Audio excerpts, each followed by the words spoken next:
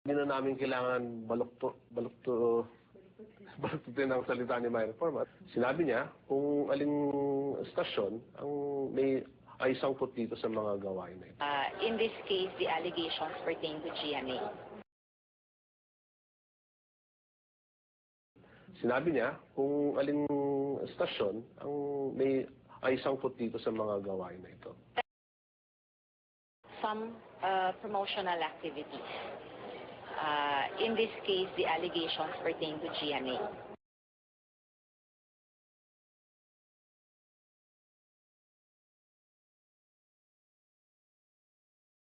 We asked them, do you have proof, documentary proof, like identification cards, that you really work for DMA? They said they don't have any. Sinabi niya kung aling stasyon ang ay sangkot dito sa mga gawain na ito.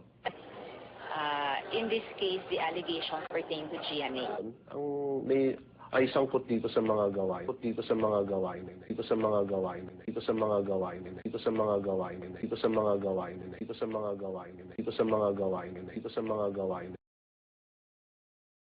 In this case, the allegations pertain to GMA. Case, the allegations.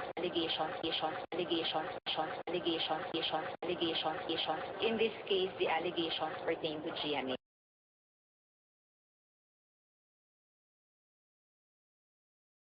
Kasama sa mga kinasuhan ang ilang opisyal at host ng DZMM, ang istasyon sa radyo ng ABS-CBN, mga opisyal at writers ng programang Entertainment Live at The Buzz, at mga opisyal, writers at host ng Bandila. Manang, merong pumunta dun, may pumupunta sa inyong tao dito na kung gusto nyo, bigyan kayo ng 500 at saka grocery, manood lang kayo ng Manang, merong pumunta dun, may pumupunta sa inyong tao dito na kung gusto nyo, bigyan kayo ng 500 at saka grocery, manood lang kayo ng Manang, merong pumunta dun, may pumupunta sa inyong tao dito na kung gusto nyo, bigyan kayo ng 500 at saka grocery, manood lang kayo ng sa amin. Isa sa mga pinuntahan ng kanilang grupo ay ang tahanan ng isang may bahay na tatawagin natin sa pangalang Aling Letty. Kinumpirma sa akin ni Aling Letty ang mga nasabi ni Rico at Judel.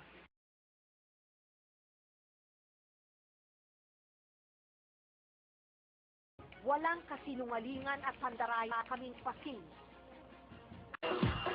Bayan ng sibilyan! Ay, kata! Ayon, walang laman! Dali, balik! Ayon, walang laman! Dali, balik!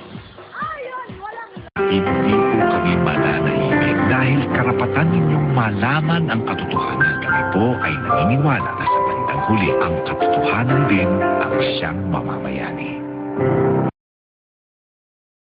Like identification cards, that you really work for DMA?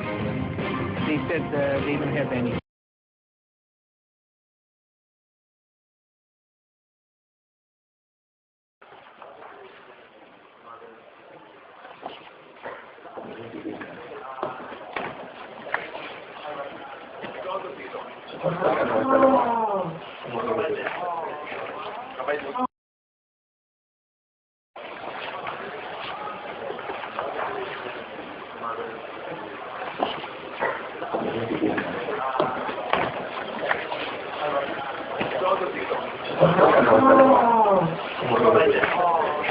Sinungalingan at pandaraya kaming paking. Mananahimik dahil karapatan ninyong malaman ang katotohanan. Kami po ay naniniwala na sa bandang huli ang katotohanan din ang siyang mamamayani. Gaya ng inyong pagkakakilala, hindi po istimo ng GMA ang mandala. Lumalaban po tayo ng patas at pinaghihirapan ang bawat panalong ating nakatamo tulad ng ating pamumuna ngayon sa Luzon, Mega Manila at Metro Manila.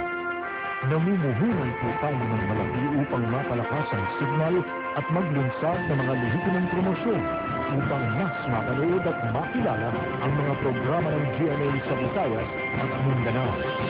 Sa gitna ng panganira at pagbibintang, Patuloy kong mag-ahatid sa inyo ang GMA ng mga pinakamahuhusay na programa sa entertainment at news and public affairs sa ngalan ng serbisyong totoo. Lalaban po tayo para ipagtanggol sa tamang lugar at paraan ang ating matagal nang ingatan at pinagtibay na reputasyon. Tayo po ay mananatiling mahinahon, makatwiran at responsable sa ipinaglalaban natin ito. Tiwala po kami na sa huli ay mangingibabaw rin ng katarungan at ang katotohanan. Maraming salamat po sa inyong di nakikinig na pagtitiwala.